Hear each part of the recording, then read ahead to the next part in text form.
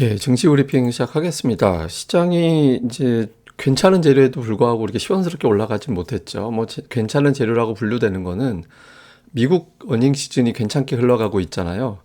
주요 기업들, 그러니까 빅테크에서 조금 인텔은 안 쳐주니까 어쨌든 주요 종목들 실적을 보면 대체로 예상보다 잘 나오는 그런 모습이 나왔고, 특히 이제 마감 후에 아마존, 인텔 나왔는데 예상보다 잘 나왔잖아요. 다만 이제 아마존 같은 경우는 뭐 클라우드 부분에 매출이 좀 줄어들 수도 있다, 실적이 부진할 수 있다, 이런 어떤 내용들이 공개되면서 시간에서 빠지긴 했지만 어쨌든 숫자 자체는 잘 나왔죠. 그러니까 인텔도 시간에서 한 5% 정도 올라갔고, 그러니까 이런 부분들은 이제 긍정적인 요인.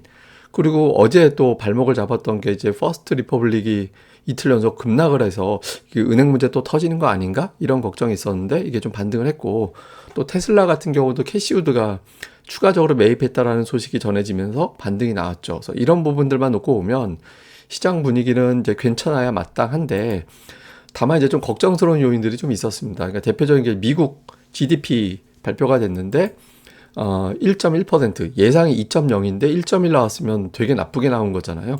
그래서 품목별로 좀 보니까, 항목별로 보니까 투자가 12.5%나 급감을 하고 감소를 하고, 다음에 이제 그나마 이제 소비가 3.7% 올라가서 플러스를 만들어 놓긴 했습니다. 근데 이게 참 상반돼요. 그러니까 지금 투자가 줄어들고 있다라는 거는 향후의 경기에 대한 우려감이 나올 수는 있잖아요. 근데 또 소비가 증가되고 있고 또 내구재 쪽 소비가 증가되고 있다라는 거는 이것도 경기가 괜찮을 때도 저런 지표가 나오거든요.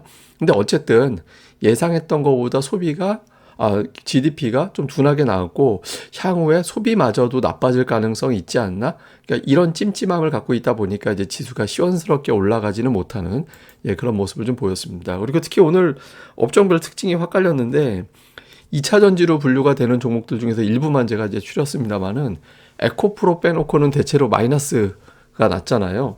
예, 그러니까 전체적으로 보면 밀린 거예요. 그러니까 이건 뭐 에코프로 이제 힘으로 밀고 올라가긴 했지만 장중 고점 대비 되게 많이 밀려서 끝났죠. 그러니까 이제 2차 전지 쪽에서 매도가 나오다 보니까 코스닥 시장이 좀 눌렸고, 그리고 이제 대신 이걸 뭐라고 표현해야 되나? 그러니까 단타들 놀이터? 뭐 하여튼 단타들이 오늘 몰려 들어간 게 또 SG 관련된 종목군들 쪽으로 이제 밀려서 들어가는 그런 모습이 나왔죠. 그러니까 이 한쪽에서 막 놀이터 같은 게 만들어지면 이제 거기서 이제 거래대금을 좀 잡아먹으니까, 물론 이 종목군들 거래대금 합이 얼마 된 건 아닌데 그나마 이제 다른 종목군들 밀렸을 때 매수할 자금이 딴 데 가서 놀다 보니까 이제 코스닥 낙폭을 축소하는 데 좀 한계가 있는 그런 모습을 좀 보였습니다. 그리고 오늘 또 되게 특징인 게 코스닥 시가총액 최상단 쪽은 양호했는데 10위권 밖에 있는 종목 중에서 하락한 종목들이 되게 많았어요. 예, 그러니까 수급이 되게 쏠림이 있었다라는 걸 보여주는 거거든요. 그러니까 이쪽이 좀 탄탄하게 움직이는 게 시장이 되게 좋은 장인데 이쪽이 좀 깨져 있는 상태가 됐다라는 거는 오늘 코스닥 투자하는 사람들이 뭔가 좀 불안함을 가지고 있었다. 그러니까 이런 측면도 좀 있었던 것 같습니다. 아마 이제 다음 주 이제 월요일이 휴장이다 보니까 휴장 감안해 가지고 좀 무리하지 말자, 뭐 이런 어떤 정서들도 일부 좀 있었던 것 같아요. 자, 뉴스는 오늘 뭐 이런 내용들로 대신하면 될 것 같고, 수급을 보면 외국인들이 오늘 되게 많이 샀습니다. 제법 샀어요. 그리고 금융투자가 매도를 하면서 기관 팔고 외국인 사고, 코스닥 같은 경우도 외국인들이 되게 많이 팔았거든요. 근데 되게 많이 팔았는데 저는 이제 눈에 띄는 게 두 가지더라고요. 그러니까 선물에서 외국인들이 되게 많이 매도를 했다라는 점. 그러니까 제가 뭐 자주 말씀드리는 거지만 선물은 매도하면 뭐 내려간다라는 베팅이지만 미결이 늘지 않았기 때문에 기존에 매수했던 걸 정리한 걸로 보여지거든요. 그러니까 이게 나쁘게 보면, 나쁜 쪽으로 보면 다음 주 FMC 앞두고 경계하는 건가? 이렇게 볼 수도 있고, 좋게 보면 제가 이제 영끌이라는 표현을 가끔 하죠. 한쪽으로 너무 몰려가면 반대쪽으로 움직이게 될 확률이 높아진다라고. 근데 지금 규모로 봤을 때는 거의 영끌에 근접하고 있거든요. 그래서 다음 주에 선물에 좀 변화가 생길 가능성도 있는 것 같습니다. 그다음에 이제 옵션 쪽에서는 이제 풋옵션 매수를 그렇게 하더니 이제 매도 쪽으로 좀 정리하는 그런 움직임이 나와서 조금 다음 주에 어떤 증시가 좀 방향을 잡을 가능성이 좀 있지 않나, 이런 측면도 좀 보이는 것 같습니다. 근데 이건 뭐 보면서 판단해야 될 것 같고요. 자, 매매한 종목은 오늘 되게 특징적이었어요.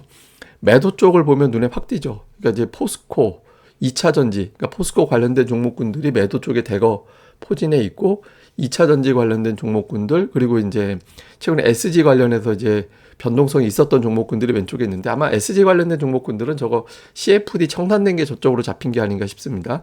그 다음 이제 매수는 삼성전자, 하이닉스 두 개만 3천억 샀거든요. 그러니까 오늘 외국인들 전체 매수가 거의 두 종목으로 돼 있는 거고, 그 외에 카카오, 네이버가 매수가 들어가 있는 게 좀 특징적인 그런 모습이었고요. 기관은 이제 카카오 뭐 이런 거 좀 매수했고, NC소프트, 호텔신라 이런 거 이제 주로 못난이주들이거든요.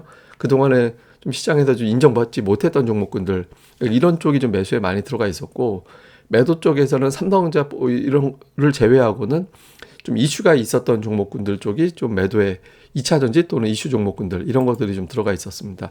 그 다음에 코스닥 수급이 되게 특이한데, 그동안에는 예를 들어서 에코프로를 팔면 이제 LNF는 사고 이런 구도였거든요. 근데 오늘은 그게 안 보였어요. 그러니까 매수 쪽에 2차전지 대형주 쪽이 별로 없잖아요. 그리고 매도는 대부분 다 2차전지 대형주들, 다음에 이제 하림지주, 선광, 삼천, 이런 종목군들, 이런 것들이 좀 들어가 있었고, 매수는 이제 게임주, 예, 엔터주, 뭐 이런 것들이 이제 매수에 좀 들어가 있고, 일부 바이오, 뭐 이게 지금 포진해 있었고요. 다음에 이제 코스닥, 기관 투자들 같은 경우도 마찬가지입니다. 그러니까 이 왼쪽 매도 쪽에 2차전지 대형주 다 몰아놨고, 또 이슈 있었던 뭐 선광 이런 종목군들이 여기 이제 들어가 있었고, 매수 쪽에서는 아프리카 TV 최근에 이제 보고서가 좀 뭐 실적 좋아질 것 같다 이런 보고서가 나왔었는데, 이것들이 있고, 이녹스 첨단 소재, 게임주, 그다음에 일부 IT 계열의 종목군들 이런 것들이 좀 포진을 했는데, 역시 매수 상단에 2차전지가 갑자기 실종이 됐어요. 그래서 이게 이제 교체로 보는 건지, 그러니까 지금 사실 오늘 매매하는 거는 5월 매매 종목으로 볼 수 있잖아요. 그래서 5월에 어떤 변화를 암시하는 건지, 그냥 일시적인 수급의 변화인지, 요거 이제 다음 주에 좀 살펴봐야 될 것 같습니다. 자, 이슈를 보면 빅테크 실적 말고 도대체 모멘텀이 뭐가 있을까? 올라가려면 뭔가 있어야 되잖아요. 미증시 같은 경우는 그동안에 빅테크 실적 가지고 올라갔다라고 볼 수 있거든요.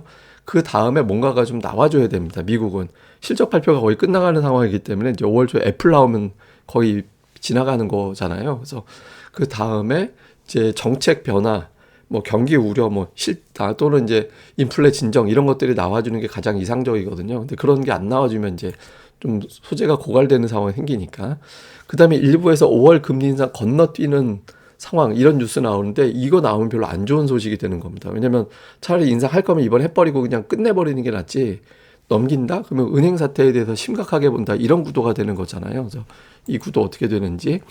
그 다음에 지금 2차전지 vs 제가 이제 삼성전자, SK하이닉스를 해놓은 게 왜 그러냐면, 2차전지 양시장 빅3에 해당되는 종목군들을 시총을 합치면 300조 원 정도 됩니다.